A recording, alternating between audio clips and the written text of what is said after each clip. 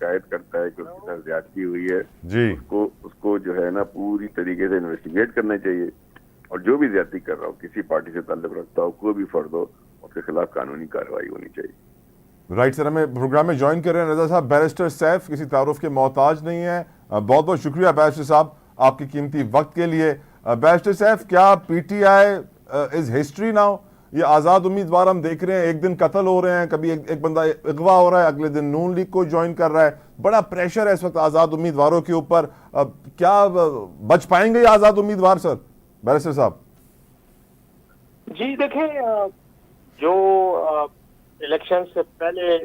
جس طرح کی کارروائیاں ہوئی اور خاص طور پر تحریک انصاف کو جس طرح ٹارگٹ کیا گیا اور پھر ہمارا جو انتخابی نشان ہم سے لیا گیا، الیکشن کمیشن کی نااہلی کہیں، کمزوری کہیں، انہوں نے اس طرح سے کیس پلیٹ کیا کہ جیسے سارا قصور تحریک انصاف کا ہے، اور انفارچونیٹلی سپریم کورٹ نے ایک ایسا فیصلہ دیا کہ جس کی وجہ سے تحریک انصاف جو ہے اپنے انتخابی نشان سے محروم بھی ہو گئی، اور اس کے بعد جو ہے وہ کوشش، بیسیکلی مقصد تو یہی تھا نا کہ بلہ نہیں ملے گا تو شاید ووٹ بھی نہیں ملے گا، لیکن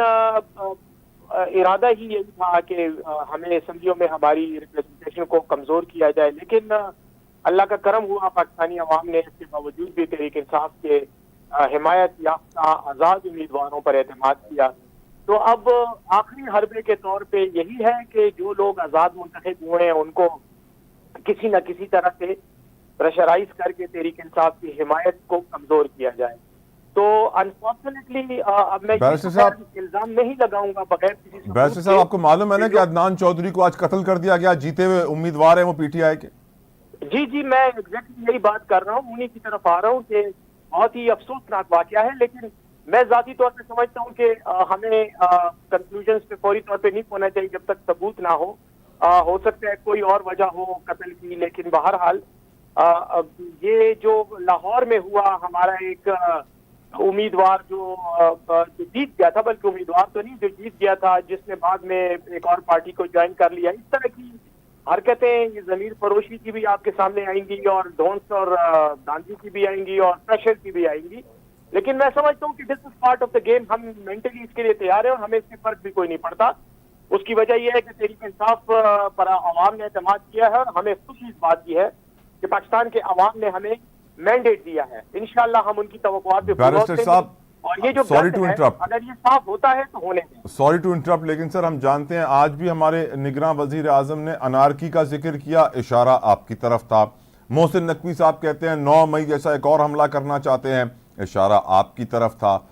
پی ٹی آئی کو ایک تقریباً دہشت گرد جماعت تو بنا دیا گیا ہے سر، تو سیاست تو بڑی مشکل لگ رہی ہے آنے والے وقت میں پی ٹی آئی کے لیے۔ اگر تو یہ سب کچھ اس لیے کیا جا رہا ہے کہ پی ٹی آئی کو دہشت گرد جماعت قرار دیا جائے، تو میں سمجھتا ہوں کہ یہ پی ٹی آئی کے لیے کوئی پرابلم نہیں ہوگی۔ پی ٹی آئی بہت سختیاں جھیل کر اس مقام تک آئی ہے، ہم نے تمام چیلنجز کو دلیری سے فیس کیا ہے، کنفرنٹ کیا، اللہ نے ہمیں کامیاب کیا ہے، لیکن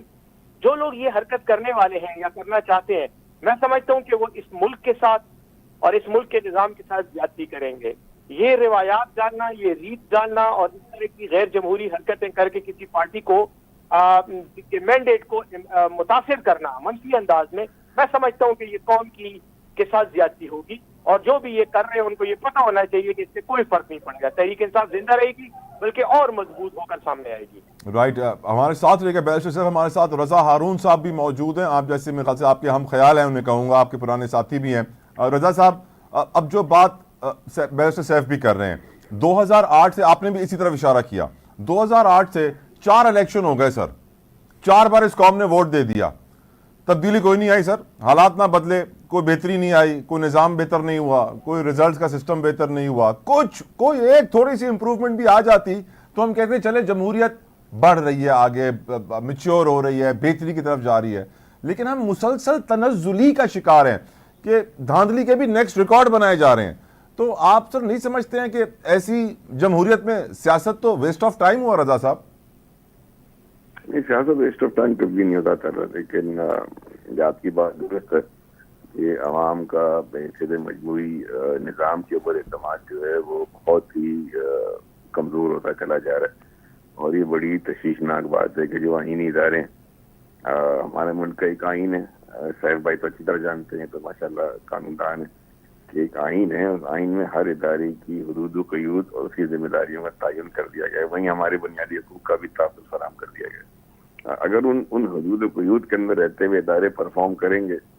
جمہوریت تو کسی ہوا میں کسی چیز کا نام نہیں ہے نا. جمہوریت تو یہ ہے کہ عوام کے پاس تو ایک ہی رائٹ ہوتا ہے جمہوریت میں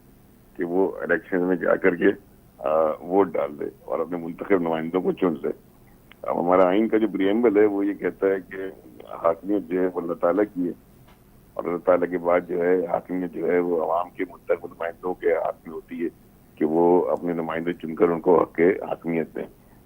یہ اگر ہم صرف اس پریمبل کو سمجھ لیں اور اس کی روح کے مطابق وہ منتخب نمائندے اسی وقت منتخب ہوں گے جب ایک اس ملک میں free fair and transparent election ہوگا. یہ ایک پروسیس ہے, پروسیس آپ کو گزرنا ہوگا. انفارچونیٹلی ہمارے کسی بھی انتخاب کے بعد, چاہے 2008 کا ہو یا 13 کا ہو یا 18 کا ہو یا ایون 24 کا ہو, بہت سارے سوالات اٹھ رہے ہیں. ہم نیوز میں بھی دیکھ رہے ہیں, آپ رپورٹ بھی کر رہے ہیں. کچھ ایسی ویڈیوز سوشل میڈیا پر آئی ہیں جو کہ بڑی تشویشناک ہیں. یہ سوالات اٹھ جانے کے بعد جب جمہوریت کو ہم کہتے ہیں نا مضبوط کر رہے ہیں, تو پھر ہم بیسکلی ہم اپنے آپ کو دھوکہ دے رہے ہوتے ہیں. تو پروسیس کو ٹھیک کرنے کے لیے ایک تو آئین کی کتاب جو ہے اس کو سیکروسینکٹ بنانا, اس کی ہر شک کے اوپر جو ہے وہ من اس پہ آپ کو عمل درآمد کرنا ہوگا, اور سیاسی جماعتوں کو اس بات کی گارنٹی دینی ہوگی. اگر سیاسی جماعتیں خود ہم نے 2008 میں بھی دیکھا, 2013 میں, 2018 میں ہم نے بہت زیادہ دیکھا کہ کس طرح عوامی مینڈیٹ کے ساتھ جو ہے وہ کھلواڑ کیا گیا. 2024 میں بھی ابھی کسی طرح کی شکایت آ رہی ہیں. تو یہ کوئی اچھی بات نہیں ہے نا. اور اس سے ہوتا کیا ہے, اس سے ہوتا ہے کہ آپ کے ملک کا امیج جو ہے انٹرنیشنل دنیا میں, ملک سے باہر بھی ملک کے اندر بھی, وہ ایک نان ڈیموکریٹک کنٹری کا چلا جاتا ہے, جہاں پہ ٹالرنس نہیں ہے, جہاں پہ ایک الیکشن جیسا پروسیس جو کہ آپ کے آنے والے 5 سال کا تعین کرتا ہے, اس کے اندر ٹرانسپیرنسی نہیں ہے. نتیجن جو اکثر ہمارے یہاں گورنمنٹ سنتی ہے کولیشن, تو پھر جو بھی لوگ ہوتے ہیں جو آپ کے ملک کی طرف دیکھ رہے ہوتے ہیں, ان کو یہ نظر نہیں آتا, سمجھ نہیں آتا کہ اب یہ ملک اگلے 5 سال کس پالیسی پہ چلے گا,